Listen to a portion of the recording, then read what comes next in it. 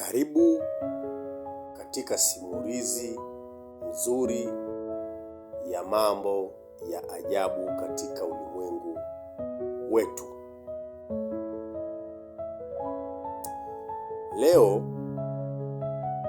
tutajumuika kwa pamoja kutazama mti mmoja unaoitwa Venus Flytrap na maajabu yake. Hebu fikiria, wewe ni inzi mdogo unayeruka kwa amani ukitafuta mahali pa kutua. Ghafla unaona jani zuri la kijani limefunguka mbele yako. Linaonekana salama kabisa, lakini hujui kwamba umefika kwenye moja ya mtego wa kushangaza zaidi duniani ambao katika maisha yako hujawahi kuona ukiumbwa. Hayo ni maajabu ya dunia. Karibu. Leo tutafahamu siri ya mmea unaojulikana kama Venus Flytrap, mmea ambao unaweza kunasa mdudu ndani ya sekunde moja. Kwa mara ya kwanza mtu anapouona mmea huu anaweza kudhani umetengenezwa kwa filamu za kisayansi, lakini si kweli. Ni kwamba mmea huu upo kweli na unaishi. Venus Flytrap ni mmea mdogo unaokua kiasili katika ulimwengu na unapatikana katika maeneo machache sana nchini Marekani. Tofauti na mimea mingine, mmea huu umejijengea misingi ya kupata sehemu ya chakula chake kwa kuwakamata wadudu. Lakini swali la kujiuliza ni kwamba mmea usiokuwa na ubongo, hauna macho, unawezaje kujua kwamba mdudu ametua juu yake?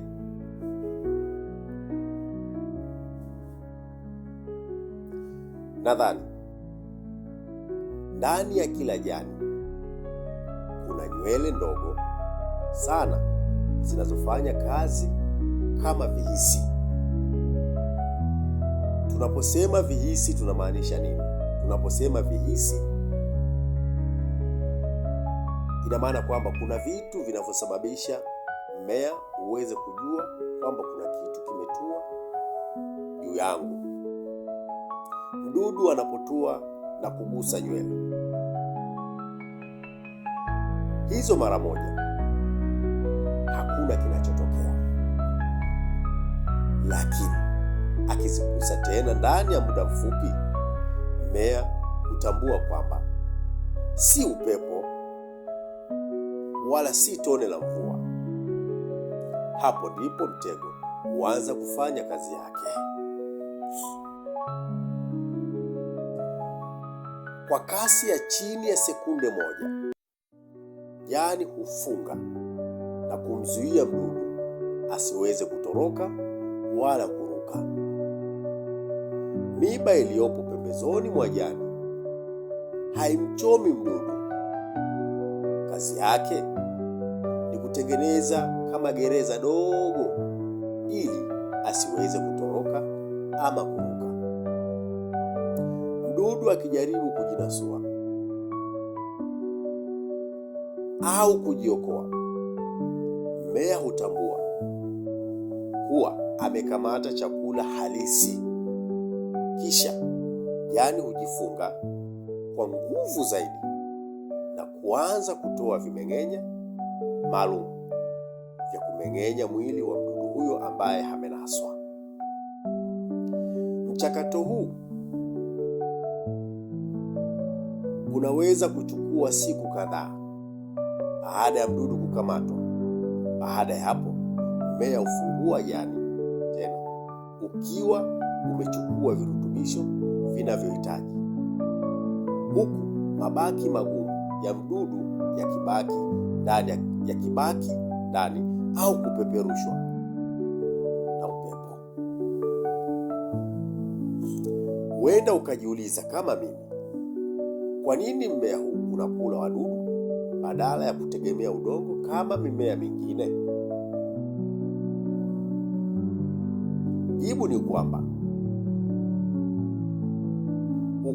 mmea huu unakuwa kwenye udongo wenye upungufu wa virutubisho muhimu, hasa nitrogen. Kwa hiyo asili imeuwezesha kupata virutubisho hivyo kutoka kwa wadudu.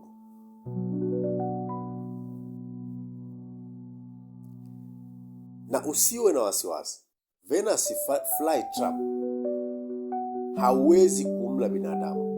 Hata ukiugusa kwa kidole, unaweza kujifunga kwa muda, lakini hauna nguvu ya kumuumiza mwanadamu huyo. Mmea huu unatukumbusha kwamba maajabu ya dunia hayapo angani pekee. Hata kwenye jani dogo la kijani kuna teknolojia ya asili inayoweza kutambua mguso, kunasa mawindo na kuyameng'enya bila kuwa na ubongo. Kama umejifunza jambo jipya leo, andika kwenye maoni, ni kiumbe au mmea gani wa ajabu ungependa tuuchunguze kwenye kipindi kijacho. Usisahau kufuata ukurasa huu ili tuendelee kugundua maajabu ya dunia, safari moja baada ya nyingine. Ni msimuliaji wako Simba DJ kutoka Tunduru FX.